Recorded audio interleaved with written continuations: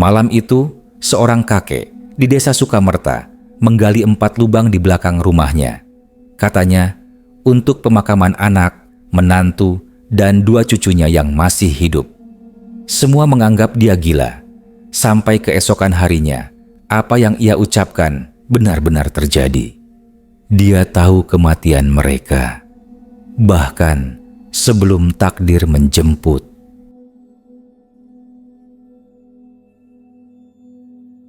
Malam di desa Sukamerta terasa begitu sunyi. Angin berhembus membawa aroma lembab tanah dan suara kodok bersahut-sahutan dari sawah di belakang rumah tua milik Karto, seorang pria sepuh berumur 65 tahun yang hidup sendirian sejak istrinya meninggal 3 tahun lalu. Malam itu, jam dinding di ruang tamu berdentang 3 kali. Karto terbangun dari tidurnya dengan napas terengah. Keringat membasahi punggungnya, matanya menatap kosong ke arah langit-langit.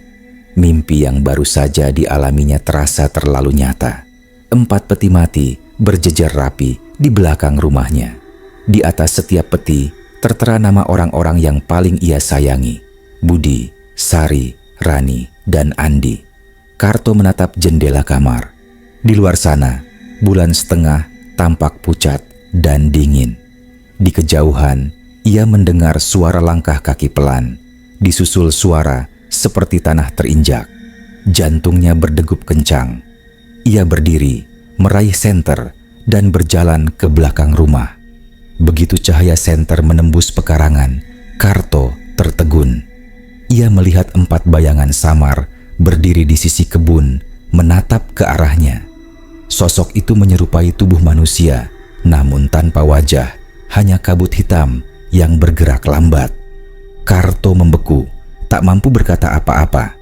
Bayangan itu perlahan berbalik dan berjalan menjauh ke arah jalan desa, menuju arah jalan besar yang biasa dilalui bus ke kota wisata. Karto memejamkan mata, membaca doa.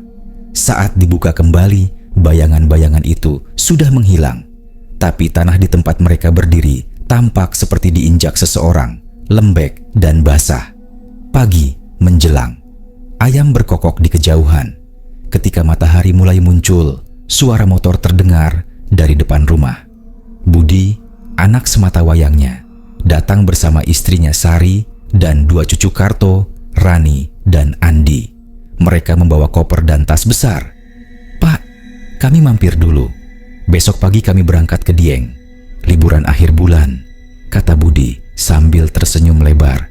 Karto terdiam. Ia menatap wajah anak dan cucunya satu persatu, lalu berkata, "Pelan, jangan pergi nak. Aku sudah lihat sesuatu tadi malam. Kalau kalian pergi besok, kalian enggak akan pulang." Sari yang sedang menyiapkan teh di dapur menatap ke arah Karto dengan bingung. "Maksud bapak apa?" "Kami cuma mau liburan 2 hari." Karto menggeleng. Suaranya gemetar. "Aku dengar langkah 4 orang berjalan ke arah jalan raya malam tadi. Aku tahu siapa mereka. Wajah-wajahnya seperti kalian."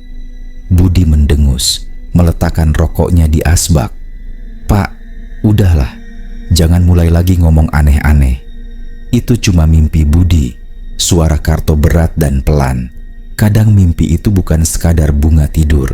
Kadang itu peringatan suasana mendadak hening.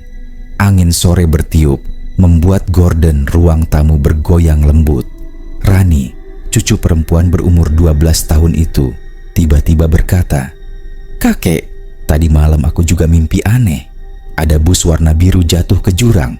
Aku dengar ada orang nangis." Sari langsung menegur, Sudah, jangan ngomong yang aneh-aneh. Itu cuma mimpi." Namun dalam hati, Karto merasa firasatnya makin kuat. Ia menatap Budi, matanya tampak kosong namun tegas. "Kalau kalian tetap pergi, jangan salahkan siapa-siapa kalau nasib buruk menimpa." Budi berdiri, menepuk bahu ayahnya. "Kami cuma mau bersenang-senang, Pak. Jangan khawatir, semua akan baik-baik saja." Namun ketika Budi berjalan keluar rumah, Karto melihat bayangan hitam kecil mengikuti langkah cucu-cucunya di teras. Ia tahu sesuatu sudah mengikuti mereka sejak semalam.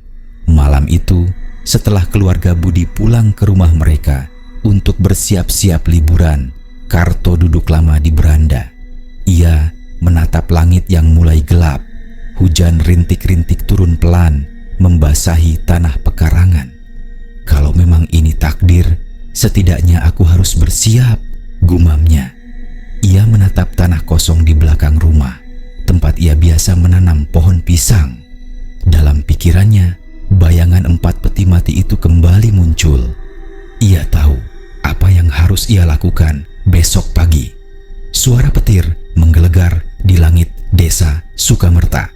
Lampu rumah Karto berkedip-kedip. Seekor burung gagak hitam bertengger di pagar bambu, menatap ke arah Karto sambil mengeluarkan suara parau yang memecah keheningan. Dan di tengah suara hujan itu, Karto berkata pelan, seperti berbicara pada arwah yang belum mati.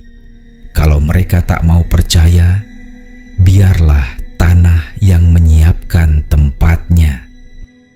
Pagi hari setelah mimpi buruk dan firasatnya malam sebelumnya, Karto duduk di teras menatap langit yang suram. Awan hitam bergulung di atas desa Sukamerta, seolah cuaca pun tahu ada sesuatu yang akan datang. Ia menggenggam cangkul tua yang biasa digunakan untuk berkebun, lalu berjalan perlahan menuju belakang rumahnya. Tanah di sana lembab, bekas hujan semalam. Di bawah pohon Kamboja, Karto berhenti, menatap ke arah tanah kosong di tepi pagar bambu. Nafasnya berat. Aku tahu ini gila, tapi kalau ini sudah peringatan dari Tuhan, aku harus siap, gumamnya pelan. Dengan satu hentakan, ia mulai mencangkul tanah itu. Tanah lembek, basah, menimbulkan suara plok, plok. Setiap kali sekopnya menembus tanah, 1 lubang, 2 lubang, hingga 4 lubang yang berjajar rapi seperti kuburan kecil. Setiap lubang memiliki ukuran hampir sama, sekitar 2 meter panjangnya. Karto bekerja dalam diam, hanya suara angin dan dedaunan kering yang berbisik menemani. Sesekali ia berhenti untuk mengusap peluh di dahinya. Tapi yang membuat bulu kuduknya meremang adalah ketika ia merasa ada yang mengawasinya dari balik pepohonan. Bayangan kecil bergerak cepat di antara batang pohon pisang. Karto menoleh, tapi tak ada siapa-siapa. Namun samar, ia mendengar tawa anak kecil, suara yang sangat mirip dengan Rani dan Andi. Karto menatap ke arah suara itu, matanya mulai berair. Kalau saja kalian mau percaya sama kakek, bisiknya. Menjelang siang, suara motor terdengar dari depan rumah. Budi datang, membawa Sari dan anak-anaknya.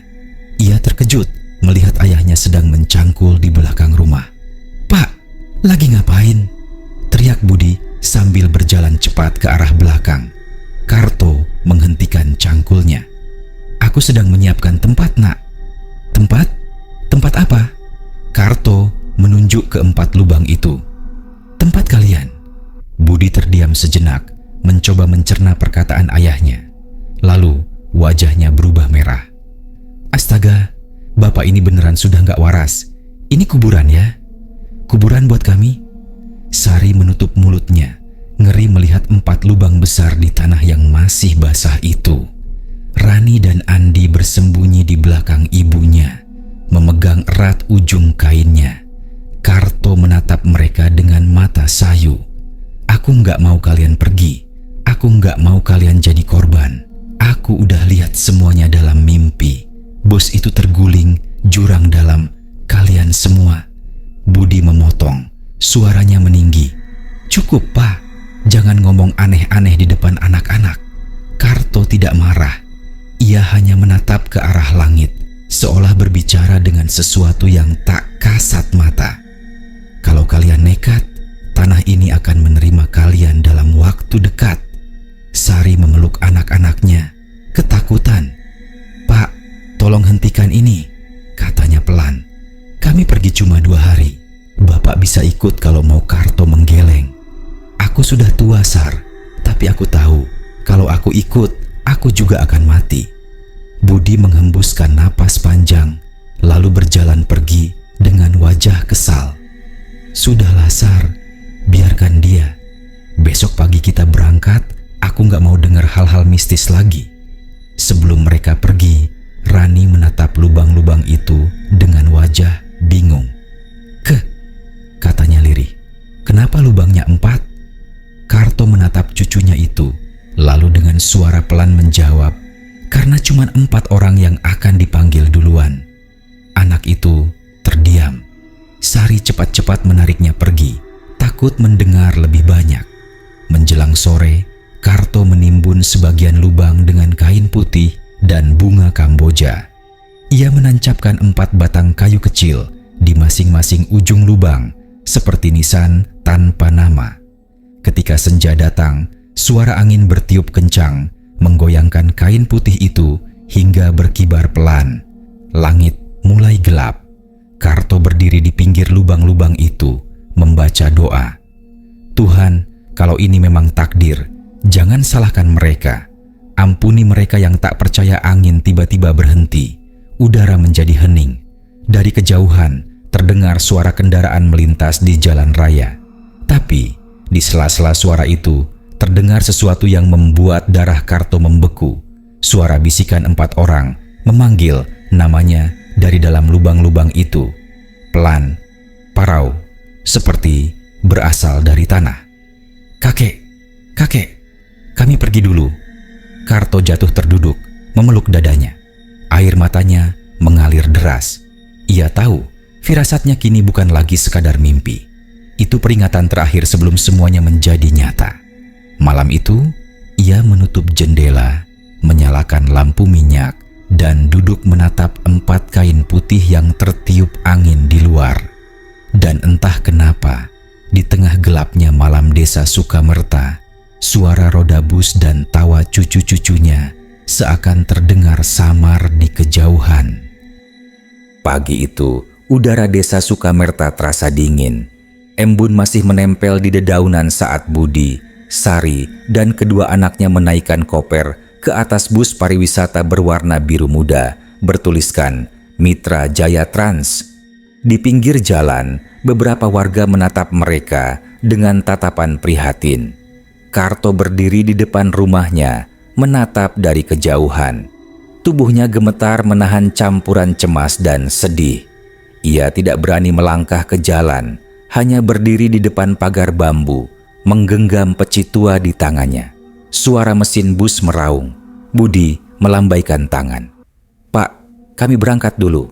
Doakan aman ya," katanya dengan senyum lebar. Karto tidak menjawab. Ia hanya menatap kosong. Dalam hati, ia berdoa, "Tuhan, kalau memang ini sudah tertulis, jagalah jiwa mereka." Ketika bus mulai menjauh, Rani menoleh ke jendela belakang, melambaikan tangan. Tapi di wajahnya ada rasa takut. Ia berbisik pada ibunya, "Bu, kakek nggak senyum. Kenapa ya?" Sari menatap anaknya, lalu tersenyum memaksa. Mungkin kakek sedih karena ditinggal. Namun dalam hati, Sari pun merasa ada yang aneh. Ia masih terbayang 4 lubang tanah yang digali ayah mertuanya kemarin. Gambaran yang tak bisa ia hapus dari pikirannya. Bus melaju melewati perbukitan. Jalan berkelok, udara makin dingin. Di dalam bus, penumpang lain tampak santai. Sopir, seorang pria berusia sekitar 50 tahun bernama Paidi, tampak fokus menatap jalan di depan. Namun Andi, anak bungsu itu, sejak awal hanya duduk diam menatap kaca jendela. Tangannya menggenggam boneka kecil pemberian Karto. Sari menatapnya. "Kenapa nak?" Andi menjawab pelan, "Ada orang lari-lari di luar Bu, tapi nggak ada kakinya." Sari menatap keluar jendela, tapi tak melihat apa-apa selain kabut. Ia menarik anaknya lebih dekat dan berbisik, "Sudah, jangan ngomong aneh-aneh ya." Beberapa menit berlalu, kabut mulai menebal. Jalan semakin sepi. Di radio bus terdengar lagu lawas mengalun pelan, tapi tiba-tiba suara itu tersendat lalu mati begitu saja. Sopir Paidi menoleh ke kiri. Aneh, listrik mati semua. Budi tertawa kecil. Wah, jangan-jangan busnya berhantu, Pak. Namun candaan itu tak ada yang membalas. Semua mendadak hening. Tiba-tiba, dari arah depan jalan, seekor anjing hitam muncul melintas cepat. Sopir menginjak rem keras. Bus oleng ke kanan, tapi masih bisa dikendalikan. Semua penumpang terkejut, termasuk Rani yang langsung memeluk ibunya. Ya ampun, hampir aja, gumam sopir. Namun tak lama setelah itu, kabut semakin pekat hingga jarak pandang hanya sekitar 5 meter. Bus melaju pelan. Dari luar terdengar suara seperti langkah banyak orang berjalan di pinggir jalan. Tapi anehnya, tak ada satupun yang terlihat. Sari menatap keluar jendela dan hampir menjerit. Samar-samar ia melihat 4 sosok berdiri di tepi jalan, berpakaian putih kusam, menatap ke arah bus. Wajah mereka hitam tanpa mata. Ia langsung menutup mata dan memeluk anak-anaknya. "Bu, kenapa?" tanya Rani. "Gak apa-apa, Nak. Gak apa-apa." Sementara itu, di rumah, Karto sedang menyalakan dupa di depan 4 lubang tanah di belakang rumah. Ia menunduk, membaca doa. Tiba-tiba, angin kencang bertiup dari arah kebun. Lampu minyak di rumah padam seketika. Karto menatap ke arah pekarangan. Kain putih penutup lubang-lubang itu berkibar kencang, seperti ada sesuatu yang mencoba keluar dari dalamnya.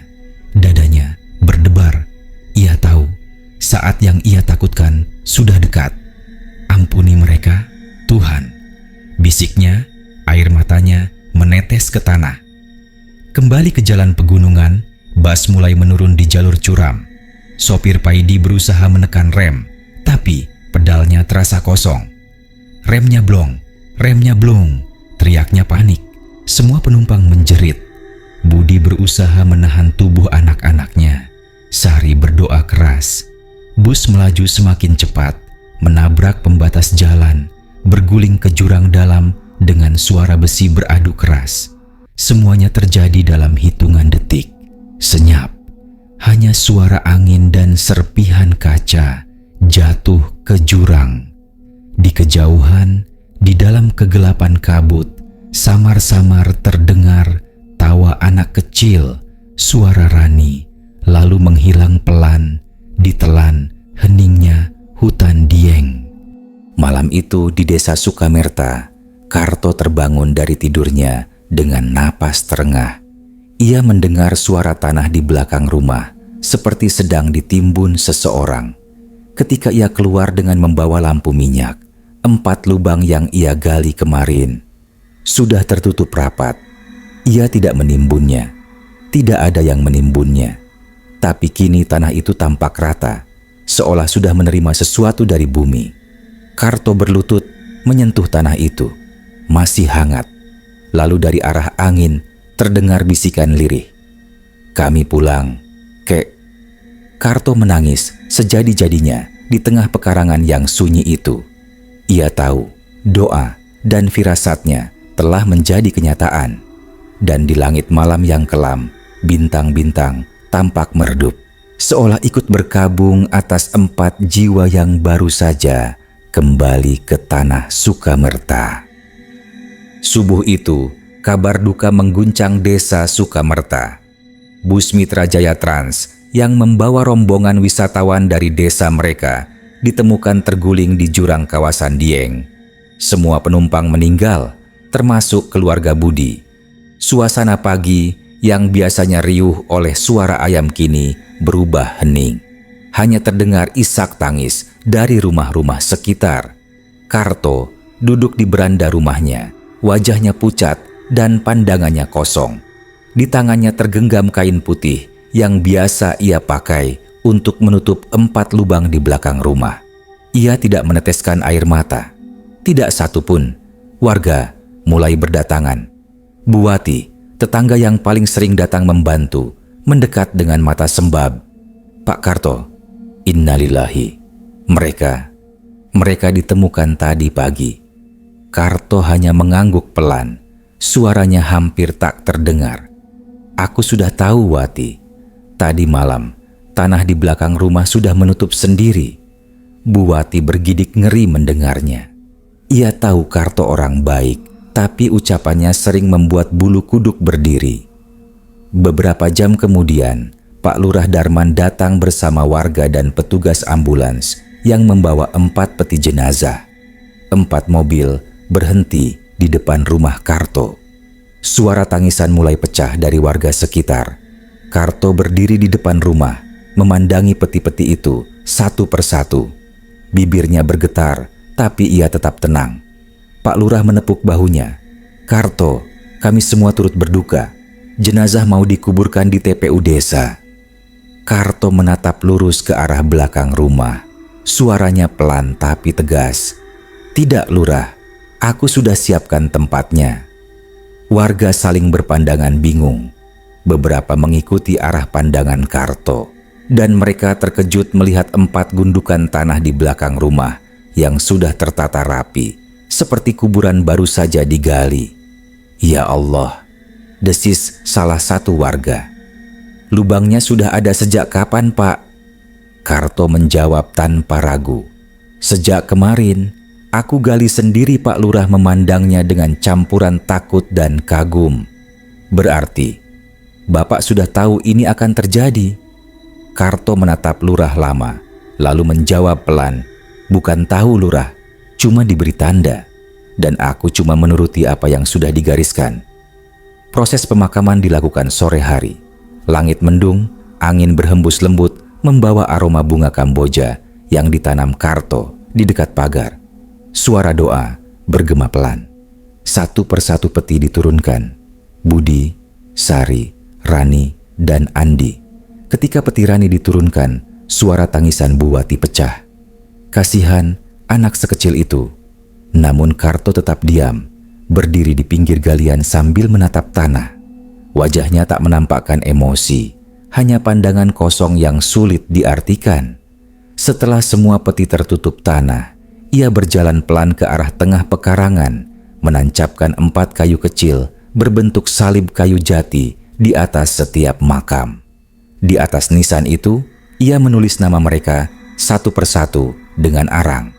Angin bertiup lagi, membuat bunga-bunga melati yang ditaburkan bertebaran ke udara. Warga yang hadir mulai merasa bulu kuduknya berdiri. Mereka mendengar suara seperti langkah kecil berlari di balik rumah. Salah satu anak muda yang ikut menggali bahkan bersumpah melihat bayangan 2 anak kecil berlari di antara pohon pisang. Pak Lurah menoleh ke arah Karto. "Pak, tadi itu suara apa?" Karto menatap kuburan cucu-cucunya. "Itu mereka, Lurah. Mereka belum jauh. Hati mereka masih di sini." Warga langsung terdiam. Tak ada yang berani berbicara lagi. Hanya suara doa yang pelan terdengar hingga pemakaman selesai. Malam harinya, setelah semua orang pulang, Karto duduk di beranda sendirian. Hujan turun pelan. Ia menatap ke arah 4 gundukan tanah yang kini basah oleh air hujan. Ia berbicara lirih, seperti berbicara pada udara. "Sudah tenanglah, Nak. Semua sudah selesai. Kakek nggak marah lagi." Namun entah kenapa, dari arah kuburan itu terdengar suara samar seperti tangisan. Pertama, 1 suara, lalu 2, kemudian 4. Tangisan itu tidak keras, tapi cukup jelas untuk membuat Karto berdiri dan menatap keluar. Ia melangkah keluar dengan membawa lampu minyak. Di antara bayangan pepohonan, ia melihat 4 sosok samar berdiri di atas makam. 2 orang dewasa, 2 anak kecil. Mereka tidak bergerak, hanya berdiri menatap Karto. Air mata mengalir di pipi tua itu. Ia tahu mereka bukan datang untuk menakuti. Mereka hanya datang untuk berpamitan. "Pergilah dengan tenang," katanya pelan. "Kakek akan nyusul nanti." Sosok-sosok itu perlahan memudar bersama hujan. Tapi sebelum benar-benar lenyap, suara kecil Rani terdengar di telinganya. Lembut, lirih, namun jelas. "Kakek, maaf kami nggak dengerin dulu." Karto jatuh berlutut, menangis di tengah hujan malam.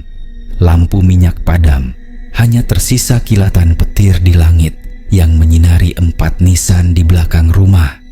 Sejak malam itu, warga desa sering mendengar suara tangisan halus dari arah rumah Karto setiap malam Jumat. Tak ada yang berani mendekat. Tapi Pak Lurah Darman tahu Karto tak pernah takut. Ia hanya kehilangan bagian terbesar dari hidupnya. Dan di rumah itu, 4 lubang yang dulu digali dengan firasat kini benar-benar menjadi tempat istirahat terakhir bagi mereka yang tak sempat percaya pada tanda-tanda sang waktu. Sudah 3 hari sejak pemakaman keluarga Karto. Desa Sukamerta kembali tenang, tapi rumah Karto tetap sunyi dan mencekam. Sejak pagi, pintu rumah itu selalu tertutup. Tidak ada suara radio, tidak ada bau masakan. Malam hari, ketika desa sudah terlelap, terdengar suara samar dari arah belakang rumah. Pertama, seperti anak kecil tertawa pelan, lalu disusul isak tangis lirih.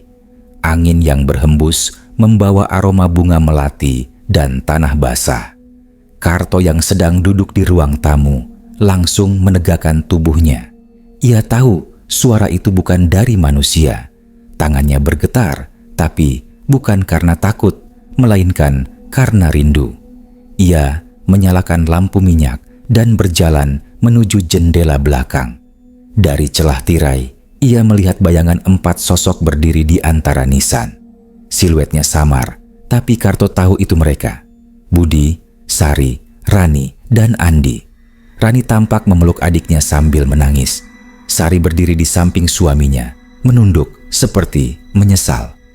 Budi, Rani, Andi, Sari. Suara Karto bergetar. "Kalian datang, Nak." Tiba-tiba, suara langkah kaki terdengar di dalam rumah. Padahal Karto sendirian. Langkah itu pelan, seolah seseorang berjalan tanpa alas kaki. Pintu belakang terbuka dengan sendirinya, dan angin malam yang dingin menerpa wajah Karto. Ia berbalik, dan di sana, di ruang tengah, berdiri mereka berempat. Bukan dalam rupa menyeramkan, melainkan pucat, lembut, seolah bayangan dari cahaya bulan. Namun mata mereka merah dan basah oleh air mata. "Pak," suara Budi lirih, "kami minta maaf. Kami gak percaya waktu itu. Kami kira Bapak cuma menakut-nakuti Karto terpaku." Matanya berair. Kalian datang." Sari maju selangkah, tubuhnya tembus cahaya. "Kami nyesel, Pak. Kami harusnya dengar kata Bapak."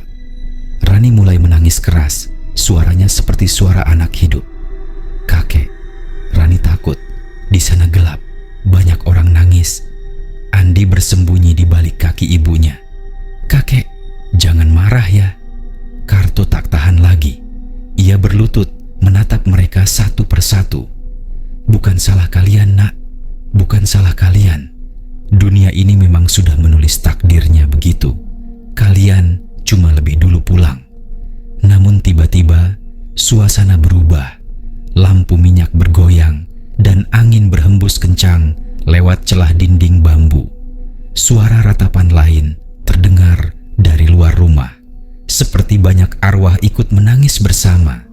Karto menoleh keluar, dan di antara pepohonan pisang terlihat bayangan tubuh-tubuh kabur bergerak mendekat ke arah kuburan. Bayangan itu seperti arwah korban lain dari kecelakaan bus yang sama. Wajah mereka pucat, ada yang masih berlumuran darah, ada yang hanya setengah tubuh. Sari menatap Karto ketakutan. "Pak, mereka ikut kami. Mereka belum tahu jalan pulang." Karto berdiri, menggenggam tasbih di tangannya. "Tenang, Nak. Kakek akan bantu mereka." Ia membuka pintu belakang dan melangkah ke halaman. Di bawah cahaya bulan yang temaram, ia mulai membaca ayat-ayat doa dengan suara gemetar tapi mantap. "Allahumma gfirlah hum warhamhum wa'afihim wa'fu anhum." Suaranya menggema di pekarangan. Angin berhenti berhembus. Suara jangkrik lenyap. Satu persatu, bayangan arwah yang berkerumun mulai memudar. Suara tangis mereka berubah menjadi lirih. seperti dihapus oleh cahaya putih yang turun dari langit. Ketika semua arwah sudah lenyap, hanya 4 sosok yang tersisa. Keluarga Karto sendiri. Rani mendekat, memeluk kaki kakeknya. "Kakek, terima kasih ya. Kami gak takut lagi sekarang." Karto menatap mereka dengan senyum sedih. "Sudah saatnya kalian pergi, nak. Jangan kembali lagi ke tempat ini. Di sana ada yang lebih damai, menunggu Budi menunduk. Tapi bapak sendirian nanti." Karto tersenyum lemah. "Kalian gak perlu khawatir. Waktuku sebentar lagi juga tiba." Keempat arwah itu saling pandang, lalu perlahan mundur. Tubuh mereka semakin samar. Sebelum menghilang, Rani melambaikan tangan kecilnya dan berkata, "Kakek, nanti kita ketemu lagi ya, di tempat yang gak ada tangisan." Setelah itu, cahaya mereka benar-benar lenyap. Karto berdiri di tengah hujan embun malam yang turun pelan. Ia menatap 4 nisan yang kini tampak lebih tenang. Aroma wangi bunga Kamboja memenuhi udara. Suara tangisan sudah tidak ada lagi. Yang tersisa hanya suara gemericik air dan desiran angin. Karto tersenyum, menatap ke langit, lalu berbisik, "Sekarang aku bisa tidur tenang. Kalian sudah damai."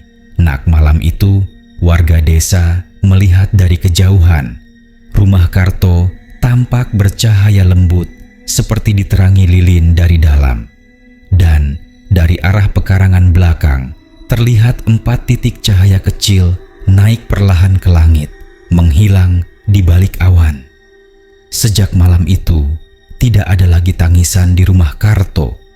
Namun kadang, setiap malam Jumat, beberapa warga mengaku melihat bayangan anak kecil duduk di bawah pohon Kamboja sambil tersenyum, seolah sedang menunggu seseorang. Dan Karto kini hanya tinggal menunggu waktu untuk menyusul mereka ke tempat yang sama. Waktu berjalan pelan di desa Sukamerta. Sudah 3 bulan sejak malam ketika arwah keluarga Karto berpamitan. Sejak saat itu, suasana rumahnya menjadi aneh. Bukan menyeramkan, tapi terlalu tenang. Seperti dunia di dalamnya berhenti bergerak. Setiap pagi, Bu Wati melihat Karto duduk di kursi kayu depan rumah, memandangi kebun belakang. Tubuhnya makin kurus, kulitnya pucat, tapi senyumnya selalu tenang. "Pak Karto, sarapan dulu," kata Bu Wati suatu pagi sambil membawa piring nasi uduk. Karto tersenyum lembut. "Terima kasih Wati, aku gak lapar. Aku cuma mau nunggu mereka." Bu Wati mengerutkan kening. "Nunggu siapa, Pak?" Karto menatap ke arah kuburan di belakang rumah. "Yang akan jemput aku nanti malam Jumat." Kata-kata itu membuat darah Bu Wati berdesir. Ia sudah sering mendengar Karto bicara begitu belakangan ini. Tapi kali ini nadanya beda. Lebih yakin, seperti orang yang sudah siap benar-benar pergi. Hari berganti malam. Langit Sukamerta gelap tanpa bintang. Suara jangkrik lenyap entah kemana. Di dalam rumah, Karto duduk di ruang tengah dengan tasbih di tangan. Ia menatap foto keluarga yang tergantung di dinding. Budi tersenyum lebar. Sari menggandeng Rani dan Andi di depan rumah lama mereka. Foto itu sudah pudar, tapi tatapan mereka seolah hidup. Karto berbicara pelan seolah sedang berbincang. "Aku sudah jaga rumah ini seperti janjiku. Sekarang giliran kalian yang jaga aku di sana." Ia kemudian menulis sesuatu di selembar kertas kuning tua, wasiat terakhirnya. Tulisan tangannya bergetar, tapi jelas. "Untuk Pak Lurah Darman, bila aku tiada, kuburkan aku di belakang rumah, di antara 4 makam keluargaku. Jangan biarkan rumah ini dijual. Biarkan tetap berdiri apa adanya. Rumah ini bukan angker. Ini rumah yang penuh penyesalan dan cinta." Kertas itu ia lipat rapi, diselipkan di bawah patung kecil kayu di ruang tamu. Lalu ia mematikan lampu minyak, hanya menyisakan cahaya bulan yang masuk lewat jendela. Tepat tengah malam, Angin besar berhembus dari arah kebun belakang. Suara pintu kayu bergoyang dan aroma bunga Kamboja memenuhi seluruh rumah. Karto membuka matanya pelan. Ia tahu mereka datang menjemput. Dari pintu belakang, cahaya lembut muncul perlahan. 4 sosok berjalan mendekat. Budi di depan, Sari di sampingnya, Rani menggandeng tangan kecil Andi. Wajah mereka bercahaya, tidak lagi pucat. Kali ini mereka tersenyum damai. Budi berbicara dengan suara yang bergetar lembut. "Bapak, waktunya pulang. Kami sudah siapkan tempat di sana." Karto tersenyum, berdiri pelan. "Kakek nggak bawa apa-apa, Nak." Sari menatapnya lembut. "Nggak perlu bawa apa-apa, Pak. Di sana nggak ada lapar, nggak ada sedih." Rani memeluk kaki Karto. "Kakek, jangan takut ya. Sekarang jalannya terang." Andi menambahkan dengan polos. "Kakek tidur di samping Andi nanti." Karto menutup matanya. Air mata menetes satu, jatuh ke lantai. "Kalau begitu, ayo kakek pulang." Cahaya putih menyelimuti mereka semua. Rumah itu bergetar perlahan, seolah menghela napas terakhir. Dan sesaat kemudian, semuanya hening. Keesokan paginya, Buati datang membawa sarapan seperti biasa. Tapi kali ini, pintu rumah Karto terbuka sedikit. Ia memanggil pelan, "Pak Karto?" Tak ada jawaban. Saat masuk, ia menemukan Karto duduk di kursi rotan di ruang tengah dengan wajah damai seolah tertidur. Di pangkuannya ada tasbih. Di meja depannya segelas air putih yang masih separuh penuh. Ia sudah tak bernyawa. Tangisan Buati menggema di pagi yang sunyi. Ia memanggil Pak Lurah Darman dan bersama warga mereka menemukan surat wasiat di bawah patung kayu, seperti pesan terakhir yang memang ditinggalkan untuk mereka. Sore itu, sesuai permintaannya, Karto dimakamkan di belakang rumah, di sebelah 4 makam keluarganya. Saat liang lahat ditutup, angin berhembus lembut, membawa aroma bunga melati yang sama seperti hari pemakaman dulu. Sejak hari itu, rumah Karto dibiarkan kosong. Tak ada yang berani menempatinya, meski bukan karena takut, tapi karena rasa haru dan hormat. Warga yang lewat malam-malam tertentu kadang melihat cahaya lembut di belakang rumah itu, seperti lilin menyala di atas 5 makam. Dan terkadang terdengar suara anak kecil tertawa pelan di antara suara angin. Pak Lurah Darman sering berkata pada warga, rumah itu bukan angker, itu rumah yang penuh cinta, cuman cintanya nggak sempat diucapkan semasa hidup. Kini, rumah itu berdiri di ujung desa Sukamerta, sepi tapi damai. Pohon Kamboja di samping makam tumbuh tinggi dan rimbun, bunganya jatuh berserakan setiap malam Jumat, seolah alam pun ikut mengenang keluarga itu. Dan bila kau berjalan melewati rumah itu di waktu senja, kadang terdengar bisikan lembut dari arah belakang rumah. Jangan abaikan tanda-tanda dari orang tua, karena cinta mereka sering datang lewat firasat. Kini rumah itu berdiri sunyi di ujung desa Sukamerta, tak berpenghuni, tapi tak pernah benar-benar sepi. Setiap malam Jumat, ada yang menyalakan lilin di 5 makam di belakang rumah itu. Kata orang, kalau kau dengar tangisan dari arah situ, jangan menoleh,